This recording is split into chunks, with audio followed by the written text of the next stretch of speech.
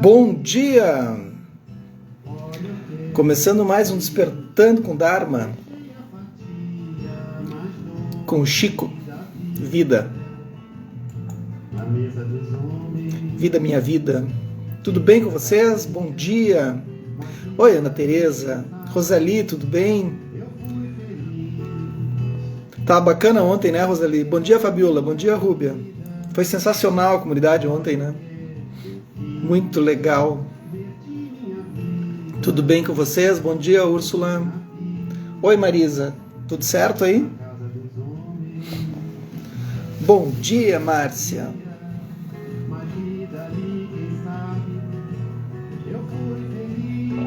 Oi, Adriana. Cris, bom dia. Começando com o Chico. Hoje eu tô em estado Chico de ser. Bom dia, Maria. A gente tem estados. Eu tenho estado Chico Buarque. Hoje é um dia que eu acordei Chico Buarque. Então é um dia que eu fico mais na minha. Toco mais violão.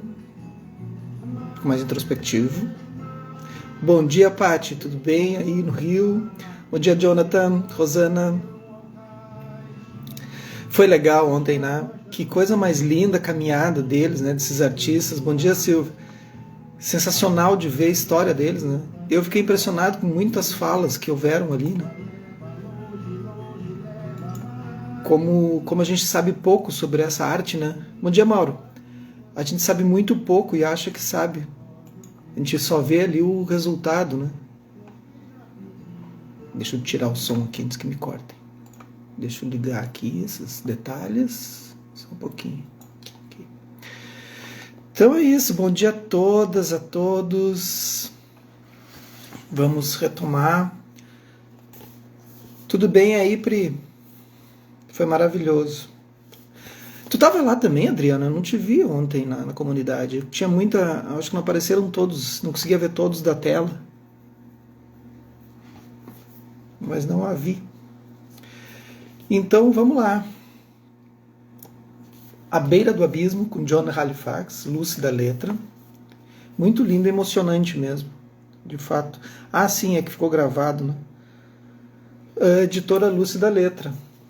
Então, a John Halifax, verdadeiros presentes. Nelson e Beth, Nelson Haas e Beth Bado são maravilhosos.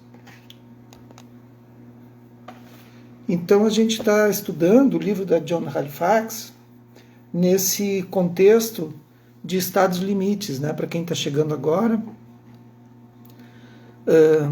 a gente eventualmente cai nesses estados limites. Então ela vai ensinando os macetes para a gente poder sair desses estados, ou pelo menos enquanto estiver nesses estados, a gente conseguir fazer com que eles não sejam tão prejudiciais à nossa saúde e vida. Então, bom dia a todas, todos, e vamos lá. Página 61, para quem está acompanhando no livro. Quem ainda não comprou o livro, chama o Vitor lá da editora Lúcida Letra e compra, porque esse livro, ele é um livro que vocês vão ter como estudo, tá? É um livro que de vez em quando tem que olhar, tem que passar adiante. Então, ontem nós lemos Praticando Não Saber, naquela situação em que a gente chega nos locais e a gente procura ter um olhar de um bodhisattva, assim, um olhar não indiferente, mas independente do teu ego. E aqui agora é praticando dar testemunho. O não saber me ajuda a dar testemunho. É importante corporificar a equanimidade e a compaixão quando me aproximo do sofrimento dos outros e ao tomar consciência das minhas próprias respostas diante desse sofrimento. Retornar de novo e de novo ao aterramento ajuda. Observar como a mente defende algumas coisas e se opõe a outras também é essencial.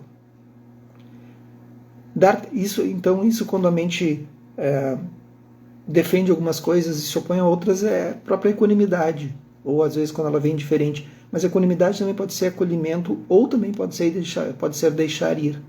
Depende do contexto e depende como o mestre está. Alguns mestres estão colocando o ensinamento.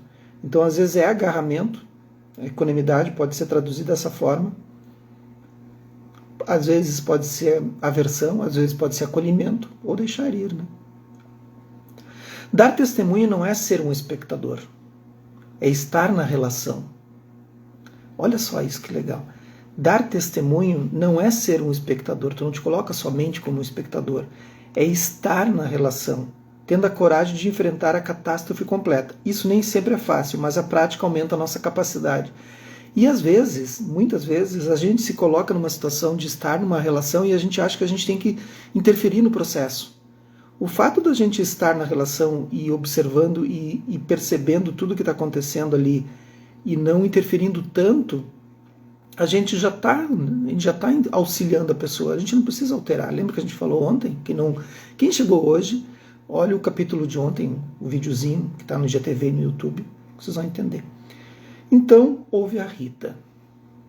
Em um dia chuvoso, no centro de São Francisco, saí do hotel e tomei meu lugar para pegar um táxi.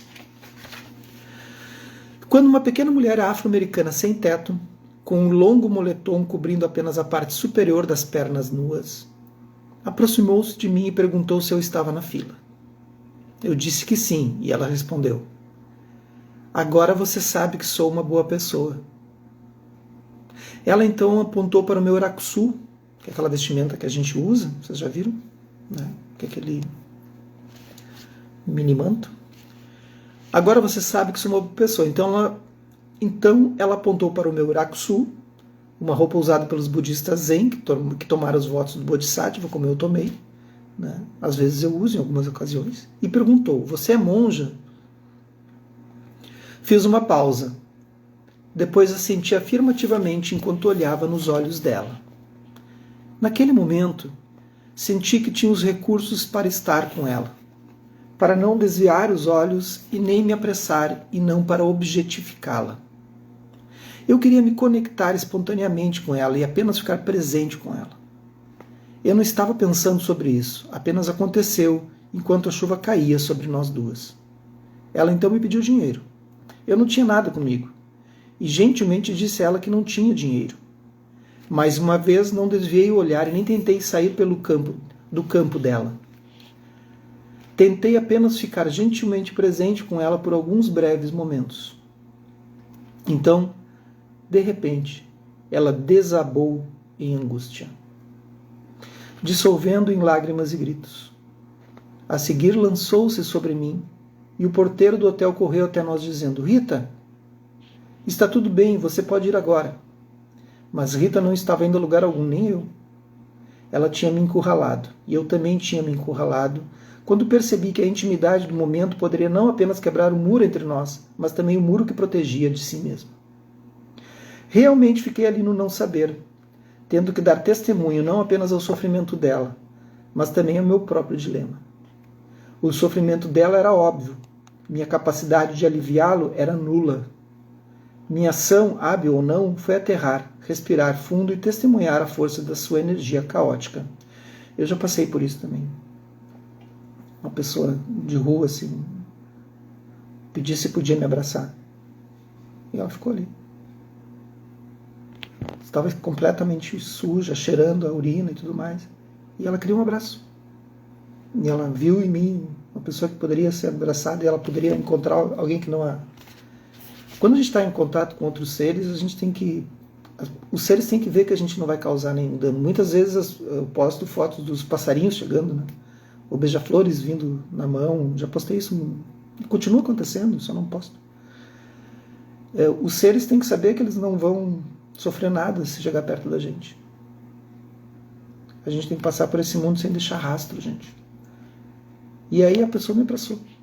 E ficou, ela só queria um abraço. Aprendi uma lição com Rita naquele dia. A intimidade sem tempo suficiente para processar pode contribuir para o sofrimento. Tanto quanto foi possível, pratiquei os 3 princípios, como uma maneira de estar presente naquele encontro. Mais tarde, lembrei das palavras do meu professor Roshi Berne. Quando nós damos testemunho à vida nas ruas, estamos nos oferecendo. Nem cobertores, nem comida, nem roupas, apenas a nós mesmos. Isso significa a totalidade de nós mesmos, incluindo nossa confusão, incluindo o amor e respeito. Nesse encontro com Rita, não pude controlar o resultado, nem pude prevê-lo. Só sabia que não podia me afastar do sofrimento dela. Eu me perguntei que ação compassiva poderia ter realizado para realmente servir a Rita. Eu não tenho uma resposta. Talvez nós duas tenhamos recebido ajuda. Sinto que parte da nossa prática é revisitar nossas interações aparentemente imperfeitas e nos perguntarmos como poderíamos ter sido mais hábeis. Como podemos unir nossa intuição, insight e experiência de uma maneira que reduza os danos e possa até mesmo, no melhor dos mundos, ser útil. E talvez precisar de um resultado positivo óbvio também seja um problema de segundo plano. Dar testemunho significa estar com toda a situação exatamente como ela é. E foi muito interessante, porque quando ela me abraçou, ela estava em total confusão, assim, né, alucinando, né, na rua, assim, essa mendiga. E ela, moradora de rua, né? E ela, então, ela gritando, gesticulando, e as pessoas se afastando, e eu passando calmamente pelo lado dela. Ela me olhou assim, foi chegando perto, como acuada, assim. E ela pediu se podia dar um abraço. Aí eu dei um abraço nela, ela ficou um tempo assim, e aí caiu na alucinação de novo e saiu, continuou gritando. Foi o momento dela. Ficou enraizado. Ação compassiva, que então é o terceiro, né? Então o primeiro é o não saber, praticando dar testemunho e ação compassiva.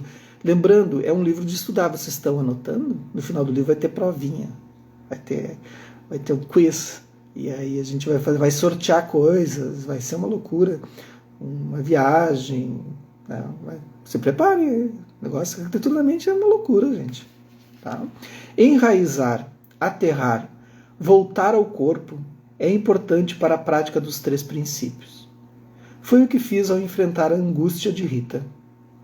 Quando chega a hora da ação compassiva, o aterramento nos ajuda a discernir qual ação pode ser de mais ajuda em cada situação. E também quando não fazer nada pode ser a resposta mais compassiva.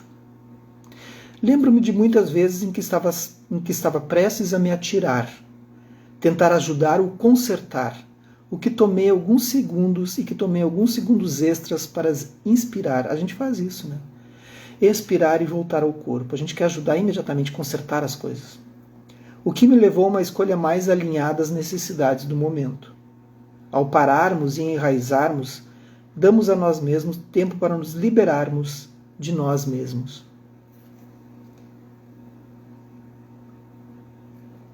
O corpo geralmente nos sinaliza que há uma falta de alinhamento entre o que queremos fazer e o que queremos fazê-lo. Ou que aquilo que estamos fazendo pode violar nosso senso de moral ou ética.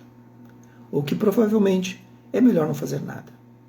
Ou que estamos servindo porque precisamos nos sentir necessários. Ao sentirmos o corpo, também podemos aprender como é fisicamente ultrapassar os limites. A rigidez paralisante no estômago ou no peito, a tensão ao redor do coração, da garganta, dos olhos ou na cabeça, nervosismo, formigamento ou dor, mãos frias, sudorese, pé se movendo como se quiséssemos fugir, ou nos sentir dissociados do corpo enquanto nos observamos fazendo coisas que realmente não queremos.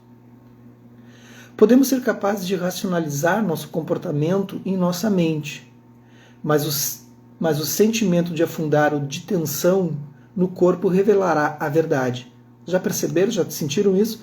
Só vou terminar essa frase aqui, vou dar uma explicação. Se levarmos a atenção para a respiração e para o corpo, poderemos testemunhar o que o corpo está dizendo e evitaremos cair do abismo no lodo do altruísmo patológico. Quem já fez mentoria de meditação comigo, ou quem é praticante de meditação, sabe que a gente observa o corpo. E principalmente em Vipassana, né? Então a gente vai observar o corpo, todas as suas sensações, todas as percepções das sensações, e perceber quais as relações que elas possuem com os sentimentos. A gente observa Anicca, né, Dukkha, Anatta, então impermanência, observa a origem do sofrimento, a cessação, observa as 4 nobres verdades, para quem sabe do budismo, e observa a criação de um eu ilusório, tudo isso no corpo. Se tu estiver atento, tu consegue ver a construção desse eu surgindo assim. Mas sem complicação, tu consegue ver quando tu está em apuros. Quando tu está em problema, de onde surge? De uma forma simplificada. Tu vê surgindo aquilo. O corpo é o nosso mapa mais grosseiro, a mente é um mapa mais sutil. A gente tem que saber ler esse GPS. Então a gente vai olhando para ele. E o corpo às vezes está dizendo, não vai, e a gente vai. Aí dá problema, né? A prática dos 3 princípios também pode fazer aflorar a sombra do altruísmo, nos ajudando a ver o nosso materialismo espiritual, o auto-engano e a necessidade de reconhecimento. Se desacelerarmos as coisas e refletirmos sobre nossas motivações, poderemos perceber que estamos agindo com base no desejo de reconhecimento e de apreciação. Poderemos dizer olá para o pequeno eu, com um toque de não agressão, reconhecendo nossa importância pessoal ou necessidades emocionais não atendidas, considerando tudo como uma boa lição aprendida. Ou seja, a gente faz às vezes um altruísmo, alguma coisa, por aceitação mesmo. Nossa motivação para servir os outros deve ser, pelo menos, um pouco altruísta, e refletir sobre os 3 princípios antes de agirmos pode nos ajudar a discernir quando estamos servindo e quando estamos ajudando ou consertando. Ficou claro para vocês isso? E isso foi importante, essa leitura? Porque agora a gente vai passar para um outro ponto. Quando a gente vai ajudar os outros sem tentar, vai praticar altruísmo sem tentar consertar o outro. E às vezes ajudar é uma ação compassiva, às vezes somente o silêncio. Às vezes as pessoas só querem falar. Tem muitas formas de ajudar. Muitas formas de ser generoso. Observe se tu está muito autocentrado, com muitos problemas, e tu começa a perceber que tu está autocentrado demais, pratique a generosidade. Generosidade não é sair por aí dando dinheiro. É isso. Isso também é. Mas é outra forma. Generosidade às vezes é apenas ouvir alguém, às vezes é apenas estar. Generosidade pode ser uma palavra, um gesto, um abraço, nada mais. Pratique a generosidade, vocês vão ver que vocês saem do autocentrismo imediatamente. Descobertas no... É assunto para falar muito, é um livro para ser estudado. A gente está lendo aqui, mas o objetivo é esse mesmo, né? Levar um pouco desse... Às vezes um pequeno insight para alguém já é o suficiente. As descobertas no limite do altruísmo. Na essência da filosofia budista está o não apego, que é um princípio importante a ser lembrado em relação ao altruísmo. Quando vemos outros sofrendo, seja um membro da família, colega, cliente, animal, um grupo inteiro de pessoas, nossa terra, tentamos enfrentar o sofrimento de forma honesta e íntima para que possamos servir. Também colocamos em prática o não saber, reconhecendo que realmente estamos sempre em queda livre. Não é como se encontrássemos um terreno moral elevado onde finalmente pudéssemos ficar estáveis e resgatar todos os que estão caindo à nossa volta. É mais como se todos estivéssemos caindo em direção à infinita falta de chão da vida e aprendendo a encontrar estabilidade em pleno voo, apoiando os outros para se libertarem do medo que surge por se sentirem à deriva.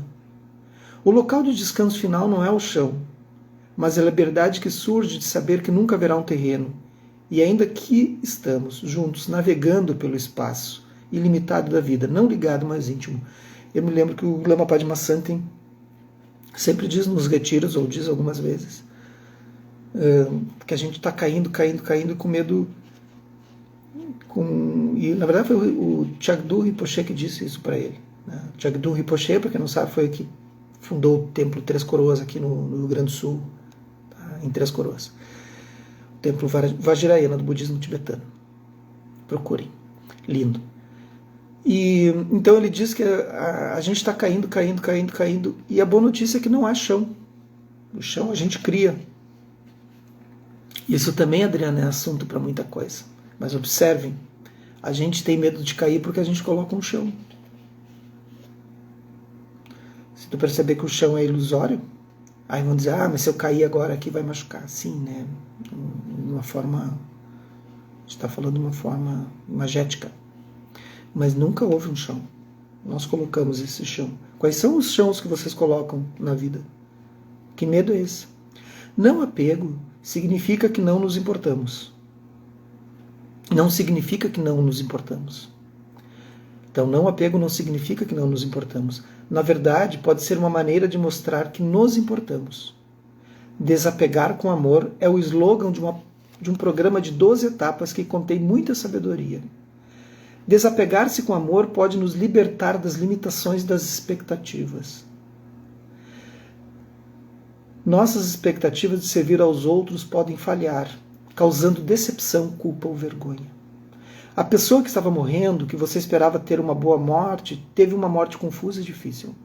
O prisioneiro a quem você ajudou a obter a liberdade antecipada roubou um relógio caro e acabou encarcerado novamente. Você trabalhou 5 anos arrecadando fundos para educar crianças no Sudão e o projeto entrou em colapso porque o diretor nunca pagou os professores. E assim por diante. Praticar os 3 princípios nos dá um lastro, pois nosso apego ao resultado tenta nos agarrar e nos empurrar do precipício elevado da bondade. Isso é bem ruim quando acontece, né? Quando tu trabalha numa situação assim, e tu vê aquilo desandar. Até às vezes numa pessoa, na recuperação de uma pessoa, assim, né? E aí tu vê. Aí tu tem apego por aquilo que tu tentou ajudar, né? Outra parte do altruísmo é explorar como a nossa cultura, raça, gênero, orientação sexual, educação, classe e história pessoal criam preconceitos e valores que moldam nossos comportamentos. E como nosso privilégio e poder em relação aos outros influenciam as expectativas que temos sobre servir aos outros. Não saber não significa que nos afastamos de nossos preconceitos. Em vez disso, fornece um campo aberto onde nosso condicionamento social pode se tornar mais visível para nós. Vemos o fato de que objetificar inconscientemente os outros os transforma em objetos de nossa piedade ou poder e alimenta formas doentias de altruísmo. Vou ler mais esse parágrafo aqui, depois ele entra em outra parte. Outra habilidade interpessoal importante é estabelecer limites. Este não é um ato egoísta e não significa afastar as pessoas ou convertê-las em outros. Objetificar aqueles que você acha que estão em uma categoria separada, muitas vezes subordinada a você. Limites bem estabelecidos nos protegem do sofrimento empático. Lembramos que, de um ponto de vista, não somos a pessoa que está sofrendo. Quando começamos a identificar demais com alguém que está sofrendo, praticar os 3 princípios é um método poderoso para reconhecer esse deslize e transformar a empatia em compaixão, mantendo-se aberto, não saber, acompanhando o sofrimento, dar testemunho e respondendo com carinho, ação compassiva. Estão vendo como é que é? Por isso que o budismo a gente diz, a gente não dá conselho. Tem que ter muito cuidado. Vamos fazer uma prática?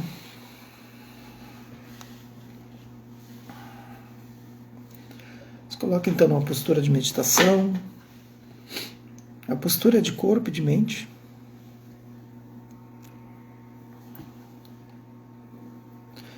Costas eretas. Para quem está deitado, só se mantenha atento. Para quem já está na função do café e tudo mais, pare por um instante. Faça uma inspiração profunda pelas narinas.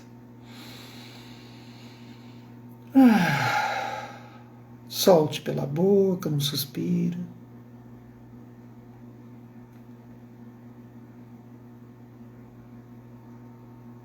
Esse primeiro estágio é extremamente importante.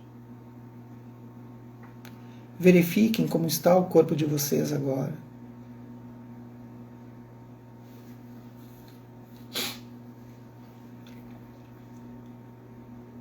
Façam novamente uma inspiração.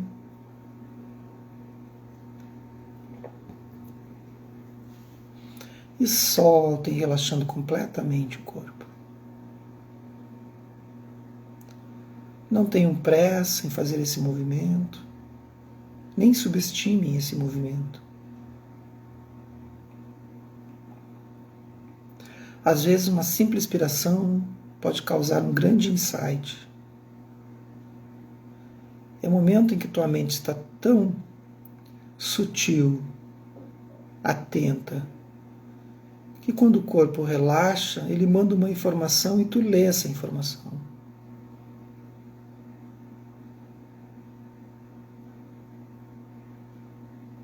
E quando tu lê essa informação, tu consegue perceber tudo o que está acontecendo. O corpo está mandando o tempo todo informações. A gente lê o corpo porque ele é o aspecto mais grosseiro, mais palpável, mais fácil de identificar, porém um pouco mais difícil de codificar a origem das sensações do corpo. Então ele está sempre mandando alguma coisa, alguma informação, e essa informação ela persiste até que tu perceba qual o sentimento, situação, condição associada a essa sensação. Ou seja, observe agora no seu corpo qualquer tensão.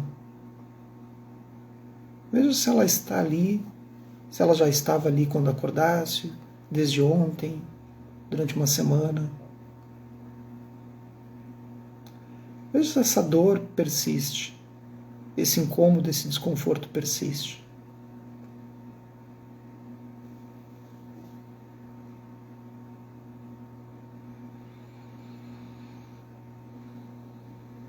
À medida que observa a sua respiração fluindo. E à medida que observa essa dor, essa tensão, procure ficar atento hoje, durante o dia, a qualquer momento.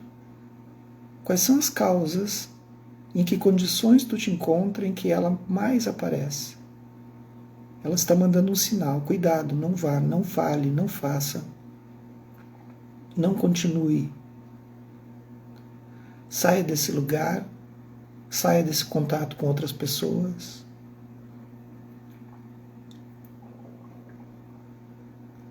Está tudo interrelacionado.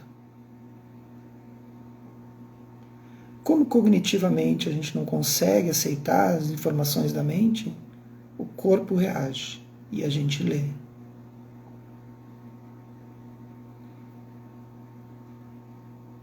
Hoje, durante o dia, preste atenção a qualquer desconforto que surja.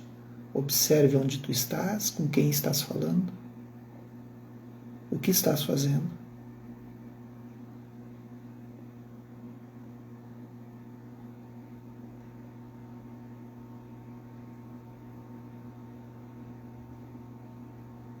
Procure não tomar medicamentos, a não ser que seja receitado naturalmente, para impedir esse processo de dor, que seja até um ponto confortável.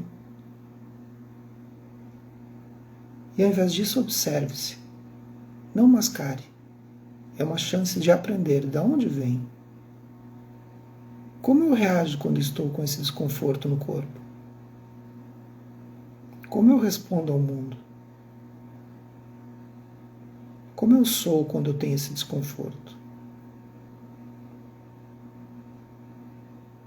Ao tomar o remédio, você bloqueia essa informação valiosa.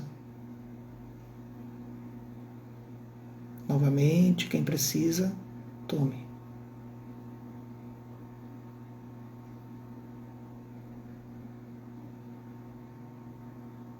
Observe a sua respiração.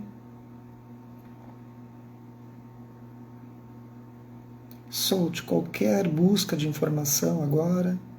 Apenas se lance nesse estado vazio de não buscar nada.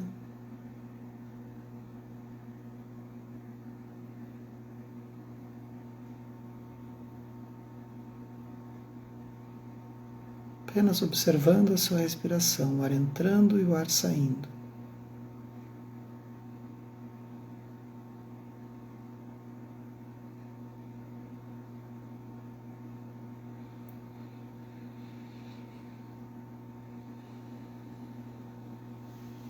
Quem vai permanecer na prática, permaneça. Aos demais. Vamos lá. Que os méritos desse nosso encontro, dessa nossa prática, se expandam e toquem a todos. E que nós possamos nos tornar um caminho iluminado. Bom dia para vocês, uma boa quinta-feira. Aproveitem o dia. Finalizando então com o Chico Vida.